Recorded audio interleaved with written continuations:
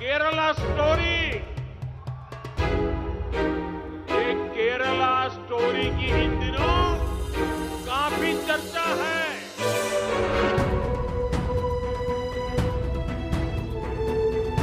मेरे जैसे 32,000 girls convert होके सीरिया और यमन के रेगिस्तान में दफन हो चुके हैं। को इतना ज़्यादा बोल दिया जाए कि अलग अलग लोग जब उसकी चर्चा करें तो वो सच लगना। तो इस देश का मुसलमान जिसको सबसे बड़ा इशू बनाकर पेश किया जा रहा है कि मैं अपने हिंदू मुस्लिम सभी भाइयों से इतना ही कहूँगा कि इस गलत और झूठे प्रोपेगेंडा में ना आए और देश की एकता और अखंडता को बचाए रखने के लिए ऐसे तमाम प्रोपेगेंडा को रिजेक्ट करें जो इस देश के एकता को चोट पहुंचाने का काम करें। जाने कितने वीडियोस आज भी सच्चाई के साथ जमा है। अगर उसको लेकर अगर कोई गुजरात फाइल जैसी फिल्म हम बनाएंगे और उस फिल्म को रिलीज़ करेंगे तो प्रधानमंत्री जी और इनके तमाम अंधभक्त जितने हैं वो दिन रात जो है सिर्फ और सिर्फ हमारे पीछे पड़े। इससे ज़्यादा बदकिस्मती इस देश की और कुछ नहीं हो सकती कि जहाँ का प्रधानमंत्री ऐसी फिल्मों को प्रमोट करने के लिए बोल रहे हैं जिससे इस देश की एकता और अखंडता को खतरा हो। इससे बड़ी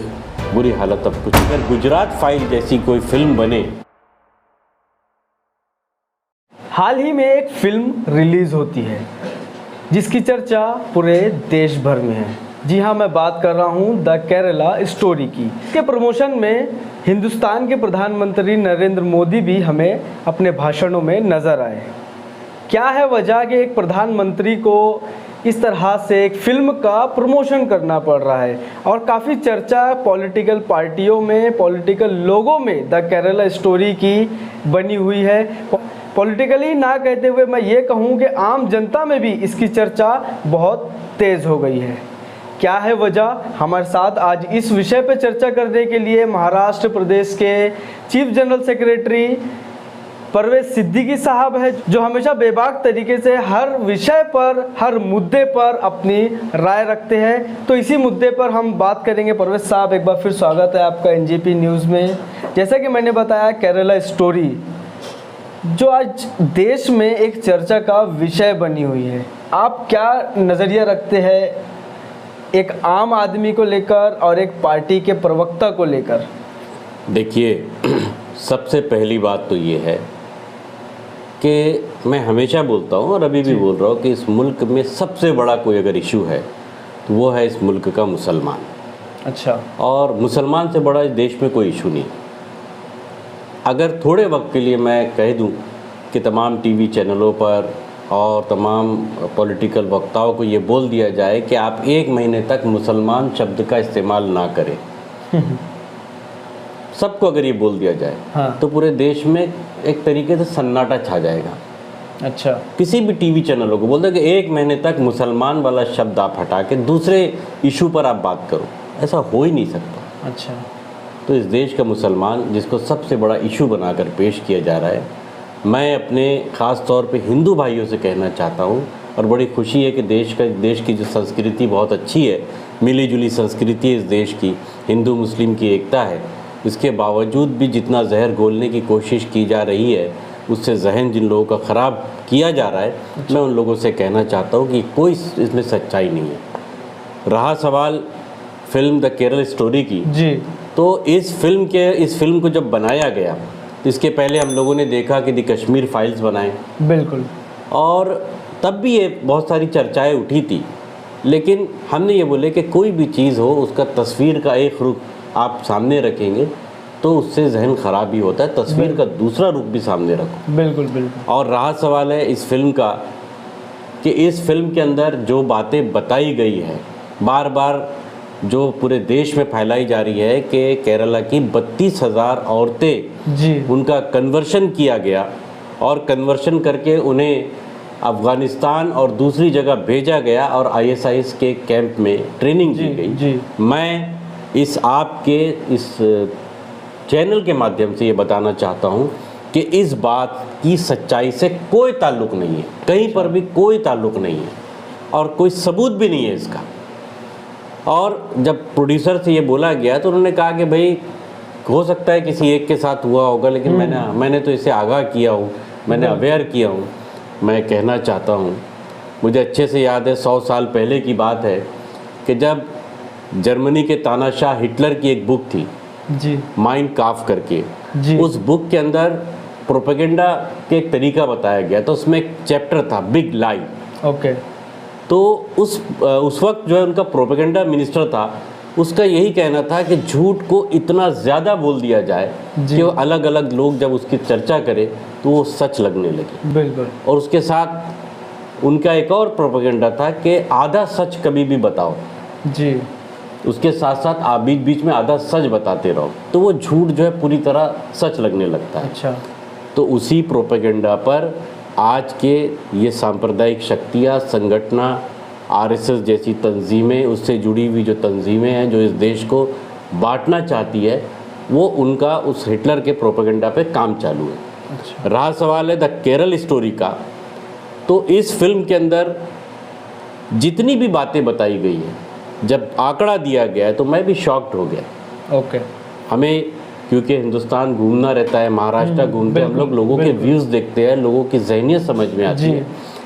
मैं ज़्यादातर हमारे हिंदू भाई है, जब उनके बीच में इसकी चर्चा करा तो उन्होंने कहा कि यार ये बहुत हो रहा है, जब केरल में ऐसा हो रहा है तो महाराष्ट्र में कैसा हो रहा होगा, राजस्थान में कितना हो रहा होगा, मध्य प्रदेश में कितना हो रहा होगा, बंगाल में कितना हो रहा होगा। तो इसका मतलब ये है कि उनके दिमाग में वो झूठ की चिप फिट की जा रही है। बिल्कुल सेट हो गई है वो चीज़ें। मैं आज एनजीपी न्यूज़ के ज़रिए आप लोगों को ये बताता चलूँ कि आईएसआईएस के बारे में जो इंटरनेशनल ऑर्गेनाइजेशंस है, उनकी भी जो रिपोर्ट्स है कि उनकी रिपोर्ट्स ऑथेंटिक नहीं है। उनको ऐसा डर है कि भाई किस मुल्क से कितने लोग गए होंगे। ओके। तो हिंदुस्तान का अगर ओरिजिनल डाटा अगर वो उनके डाउट पर जाता है तो ऐसा उनका डाउट है कि कहीं 60 और कहीं 66। अच्छा। उसमें भी 13 उनका डाउट है 13 औरतें हो सकती है। ओके। अब 13 औरतों के अंदर किस स्टेट की कितनी औरतें हो सकती है, तो केरल की 6 औरतों के बारे में बताया गया। अच्छा। तो 6 औरतों की जो बात बताई गई है, मैं आपको ये बताता चलूँ कि वो 6 औरतों में 3 औरतें मुसलमान थी। अच्छा। जो अपने हस्बैंड के साथ अफ़गानिस्तान गई थी जॉब के सिलसिले में। ओके। उनके हस्बैंड की बाद में टेररिस्ट अटैक में, इसमें हमले में उनकी मौत हुई। वो औरतें वहीं पर है। उसके बाद 2 औरत ऐसी थी जो क्रिश्चियन थी, वो क्रिश्चियन से कन्वर्ट हुई। ओके। और एक औरत जिसका नाम था निमिषा नायर, ओके। वो नॉन मुस्लिम, वो हिंदू थी। अच्छा। और वो जिससे शादी की थी वो भी एक क्रिश्चियन लड़का था, कन्वर्टेड मुस्लिम, जो बाद में इस्लाम कबूल किया, उसके साथ उसकी शादी हुई थी। ओके। तो आप, ये तो मैं सिर्फ एक डाउट बता रहा हूँ, सिर्फ इससे ज़्यादा इसकी हकीकत मैं दर्शकों को बताना चाहता हूँ कहीं पर भी नहीं है। आप इसको बाकायदा इंटरनेशनल जितनी भी ये ऑर्गेनाइजेशंस हैं जिन्होंने ये फैक्ट जो नज़दीक जाते हैं, जो पता करते हैं, उनकी जो रिपोर्ट्स है उसके आधार पर जो उनके डाउट्स है वो बता रहा हूँ मैं। ये तो एक बहुत मामूली सी बात हो गई। इसको लेके जिस तरीके से डायरेक्टर प्रोड्यूसर ने फिल्म बनाया है, हाँ। जो झूठ को परोसा है, इस बात की हमें इस बात का कतई अफसोस नहीं है, दुख नहीं है कि झूठ परोसा जा रहा है। अच्छा। बल्कि दुख इस बात का है कि इस झूठ के जरिए नफरत बेची जा रही है। ओके। और इस नफरत से देश सिवाय जलने के और कुछ नहीं हो सकता। देखने में ये भी आया है कि एक पर्टिकुलर पॉलिटिकल पार्टी इस विषय को लेकर काफ़ी चर्चा में रही है। प्रधानमंत्री भी अपने भाषणों में कर्नाटक इलेक्शन में इसकी चर्चा की है, अपने भाषणों में केरला स्टोरी। तो आखिर इसकी वजह क्या है? क्या सबसे बड़ी बात तो ये है कि मुझे एक शेर याद आ रहा है। ओके। तो कातिल कहेगी दुनिया और हमारा ही कत्लेआम होगा। हम ही को कातिल कहेगी दुनिया, हमारा ही कत्लेआम होगा। वो खोदते फिरेंगे। अच्छा। और हम ही पे पानी हराम होगा। क्या बात है। तो हमारी जो हालत है ना इस मुल्क में, अच्छा। ऐसी की जा रही है। अभी शेर कंप्लीट नहीं हुआ, उसके आगे भी आप सुनिए। अच्छा। अगर यही जहनियत रही तो मुझे डर है इस दुनिया में, यही जहनियत रही तो मुझे डर है इस सदी में। अच्छा। न कोई अब्दुल हमीद होगा, न कोई अब्दुल कलाम होगा। क्या बात है, वाकई मतलब जो शेर आपने कहा वो तो हमारी हालत जो है ना आगे ऐसी ही होने वाली है। अच्छा। और एक और बात मैं आपको बता दूं, मुसलमान इस बात से बिल्कुल कतई नहीं डरता कि क्या हालात होने वाले। अच्छा। मुसलमान को डर सिर्फ इस बात का है कि जो भाईचारा ख़त्म हो रहा है इस देश में, मुनज़्ज़म साजिश के तहत, पूरी प्लानिंग के तहत, जो हिंदू और मुसलमानों के बीच जो जो दूरियां पैदा की जा रही, इससे मुसलमान उसका अफसोस है उसको। बिल्कुल। रहा सवाल है कि देश के प्रधानमंत्री जिस फिल्म का प्रोपेगेंडा कर रहे हैं जी, तो ये इस मुल्क की विडंबना ही बोलेंगे कि जब वो देश के प्रधानमंत्री जब किसी राज्य के चीफ हुआ करते थे जी, तो उनके रहते हुए इतना कत्लेआम हुआ कि ये तो एक चर्चा है केरला स्टोरी की, एक झूठ को सच बनाकर या झूठ को बेचा जा रहा है जी। लेकिन अगर गुजरात फाइल जैसी कोई फिल्म बने, मेरा तो खुद इरादा हो रहा है कि अगर मैं कुछ पैसे इकट्ठा करके गुजरात फाइल बनाऊं जिसमें वो सारी हकीकत में, वो तो झूठ की बुनियाद पर फिल्में बनती है केरला स्टोरी जैसी, लेकिन गुजरात फाइल तो सच्चाई के ऊपर बनेगी। वो सारे रिकॉर्ड्स, वो सारे वीडियोस अच्छा, जो ओरिजिनली अगर एक नेता बाबू बजरंगी जैसा नेता ये कह रहा हो कि मैंने ही इतने मुसलमानों को इकट्ठा किया और उन पर- अवेलेबल है हाँ, वो वीडियोस, वो अवेलेबल है बिल्कुल। हाँ, माया कोंडानी का वीडियो, न जाने कितने वीडियोस आज भी सच्चाई के साथ जमा जी। है। अगर उसको लेकर अगर कोई गुजरात फाइल जैसी फिल्म हम बनाएंगे और उस फिल्म को रिलीज़ करेंगे तो प्रधानमंत्री जी और इनके तमाम अंधभक्त जितने हैं वो दिन रात जो है सिर्फ और सिर्फ हमारे पीछे पड़ जाएंगे। तो कहने का मतलब ये कि हम तो सच बताएंगे तो हमारी हालत ख़राब करने की कोशिश करेंगे। ये झूठ बेचकर भी जो है इसका प्रोपेगेंडा कर रहे हैं। इससे ज़्यादा बदकिस्मती इस देश की और कुछ नहीं हो सकती कि जहाँ का प्रधानमंत्री ऐसी फिल्मों को प्रमोट करने के लिए बोल रहे हैं जिससे इस देश की एकता और अखंडता को खतरा हो। इससे बड़ी बुरी हालत अब कुछ नहीं हो सकती। फरोज भाई, एक केरला स्टोरी को लेकर आपने अपना जो ओपिनियन रखा, लेकिन आजकल जो ट्रेलर, मूवी तो मैंने नहीं देखा हूँ, ट्रेलर में जो दिखाया गया है कि मुस्लिम लड़कियां जो है अपनी कलीग्स को, अपने साथियों को, अपनी फ्रेंड्स को जो है इस तरह से भड़काने का काम जो कर रही है, और कहीं ना कहीं लव जिहाद को लेकर भी इस तरह के मामले बढ़ते दिखे, जो खबरों में चला, जो लोगों में चला, क्या इसकी हकीकत है? आप किस नज़रिए से देखते हैं इसको? क्या रियल लाइफ को छोड़कर अगर रियल लाइफ में देखा जाए तो कॉलेजों में और दोस्तों में, सहेलियों में, फ्रेंड्स में इस तरह की बातें होती होगी? आप पूरा देश घूमते हैं, इसलिए मैं आपसे जानना चाहूँगा कि आप क्या नज़रिया रखना चाहेंगे अपना इस विषय को लेकर? सबसे पहली बात तो ये है कि ये कोरी एक बकवास है। अच्छा। मैं अपने सभी धर्मों के भाइयों से, आप एनजीपी न्यूज़ के माध्यम से ये कहना चाहता हूँ कि इस देश के अंदर ऐसा कोई आइडियोलॉजी नहीं है। ख़ास तौर पर जहाँ इस्लाम की बात आती है तो इस्लाम एक ऐसा मज़हब है जहाँ पर झूठ और फरेब यानी धोखा देना ये अल्लाह को सबसे ज़्यादा नापसंद चीज़ है। बिल्कुल। अगर कोई प्लानिंग करके किसी को ट्रैप करता है, उससे शादी करता है उसकी प्लानिंग के तहत, इसमें इस्लाम का इससे कोई लेना देना नहीं, पहली बात। दूसरी बात, जिस तरीके से ये वर्ड इस्तेमाल किया गया है कि लव जिहाद, जी, लव जिहाद का कोई कंसेप्ट इस्लाम में नहीं है। ओके। एक और बात बता रहा हूँ आपको, आप अगर ओरिजिनली अगर आप डाटा निकालेंगे तो आज बहुत सारे आप जाके रजिस्ट्रार ऑफिस में देख लो, मजिस्ट्रेट के ऑफिस में देख लो, लिस्ट लगी रहती है कि लड़कियां जो अप्लाई करती है किसी नॉन मुस्लिम से या मुस्लिम लड़कियां हिंदू से, हिंदू लड़कियां मुस्लिम से, तो उसमें आपको परसेंटेज मिल जाएगा। बिल्कुल। आप जब वो देखेंगे तो उसमें ज़्यादातर आपको दिखेंगे, बहुत सारी जगह आपको ये भी मिलेगा कि हिंदू लड़कियां मुस्लिम लड़के से शादी कर रही है। बिल्कुल। मुस्लिम हिंदू, हाँ, दोनों एक दूसरे से शादी कर रहे हैं। तो ये जो है ये एक बहुत अनकॉमन बात बोल रहे हैं आप। ओके। यानी ये ऐसा होता नहीं है। दूसरी बात ये है कि इस्लाम में ऐसा कोई भी नज़रिया नहीं है।